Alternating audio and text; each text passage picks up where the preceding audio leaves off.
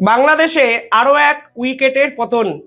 আজ হোস্টেলের ঘর থেকে ঝুলন্ত অবস্থায় পাওয়া গেছে বাংলাদেশের অন্যতম ভারত বিরোধী এক নেত্রীর মৃতদেহ।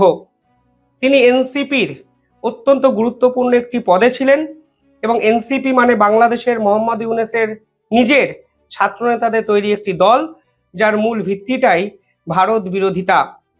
যে তথ্য সামনে এসছে সেখানে বলা হচ্ছে, যিনি আজকে মারা গেছেন, অর্থাৎ যার হঠাৎ করে একটি মৃতদেহ উদ্ধার করা হয়েছে হোস্টেলের বন্ধ ঘরে, তার নাম জান্নাত আরো রুমি। তার বয়স ৩০ বছর।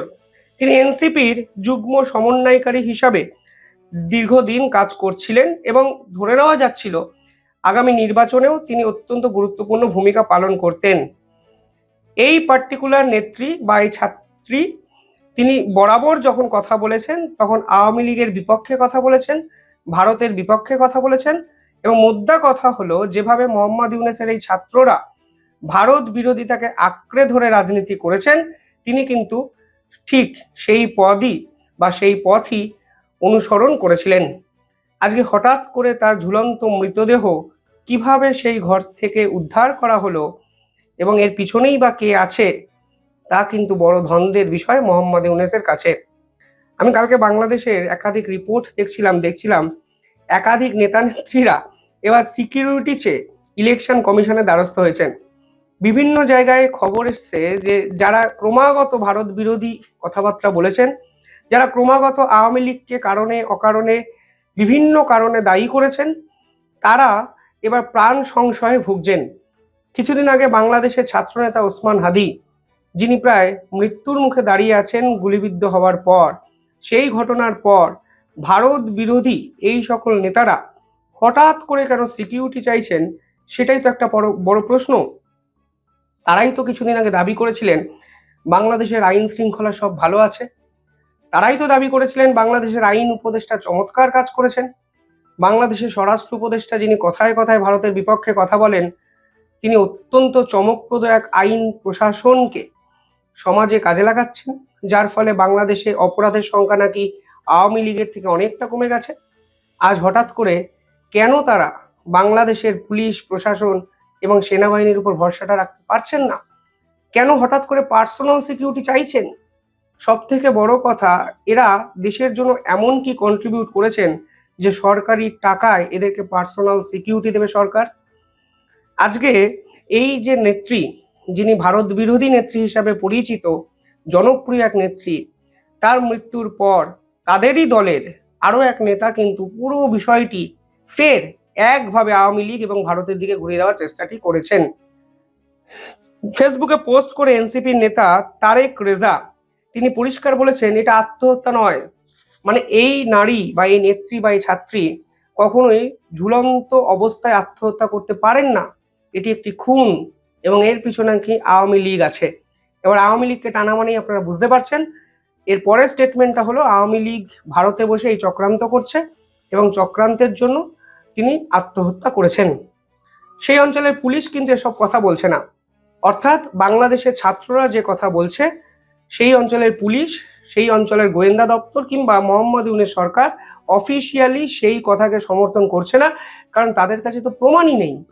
প্রমাণ ছাড়া কিভাবে আন্তর্জাতিক এক রাষ্ট্রকে দায়ী করবেন তারা?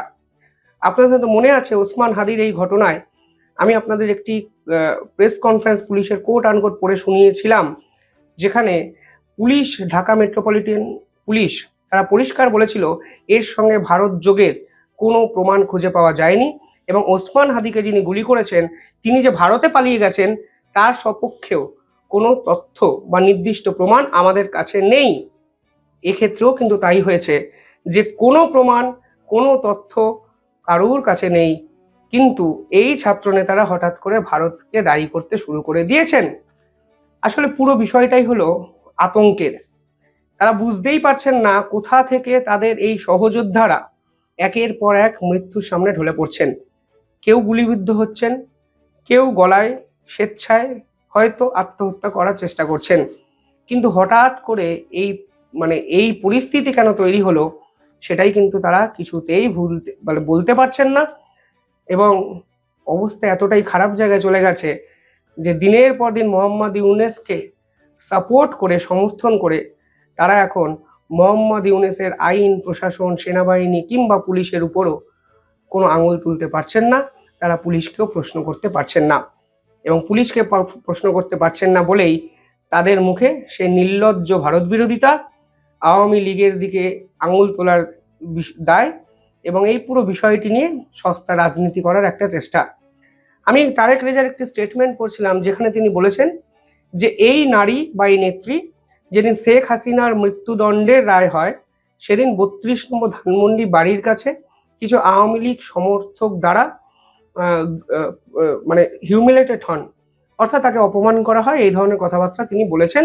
এবং কবে শেখ হাসিনার রায় ঘোষণা হয়েছে তার আফটার এফেক্টস কালকে রাতে হয়েছে, এবং তিনি হঠাৎ করে মনে করেছেন এই নারী যে আমি অপমানিত বোধ করেছি, আওয়ামী লীগ আমাকে সাইবার বুলিং করছে, আমার পিছনে লোক লাগিয়ে দিয়েছে, তাই ভাই আমি আত্মহত্যাটা করে নিই। দেখুন, মৃত্যুকে আমি উদযাপন করি না, কখনোই কোনো মৃত্যুকে আমি গ্লোরিফাইও করছি না। আমি মৃত্যুকে নিয়ে সে অর্থে কোনো ভিডিও কোনোদিনই কখনো আপনাদের সামনে উপস্থাপন করিনি, কারণ মৃত্যু আমার কাছে অন্তত কোনো সহজ বিষয় নয়। কিন্তু এই সকল ছাত্র নেতা বা নেত্রীরা হঠাৎ করে বাংলাদেশের রাজনৈতিক প্রাঙ্গণে এসে যেভাবে কথায় কথায় ভারতকে হুমকি হুঁশিয়ারি দিনের পর দিন দিয়েছেন, যেভাবে তাদের একটা স্টেটমেন্টের পর দ্বিতীয় স্টেটমেন্টটি ভারতকে নিয়ে হতো, তারপর বিশ্বাস করুন তাদের প্রতি আমার বিন্দু মাত্র সহানুভূতি অন্তত আজকের দিনে দাঁড়িয়ে কাজ করে না, যখন ফের তারা আরো একটা মৃত্যুর উপর রাজনীতির একাধিক অঙ্ক কষতে শুরু করেন। তারা ভারতকে নিয়ে আবার স্টেটমেন্ট দিচ্ছেন, তারা 7 সিস্টার্সকে কেটে ফেলার হুমকি হুঁশিয়ারি দিচ্ছেন, তারা চিকেন স্নেককে টুকরো করে দেওয়ার হুমকি হুঁশিয়ারি দিচ্ছেন। কারণটা কি? তাদের প্রশ্ন করার অধিকার অবশ্যই বিভিন্ন ক্ষেত্রে থাকতে পারে, কিন্তু ভারতকে টেনে কথায় কথায় অকারণ সস্তা রাজনীতি করা যদি একটি নির্দিষ্ট রাজনৈতিক দলের চরিত্র হয়, তাহলে তাদের প্রতি সহানুভূতি অন্তত আমি দেখাতে পারছি না।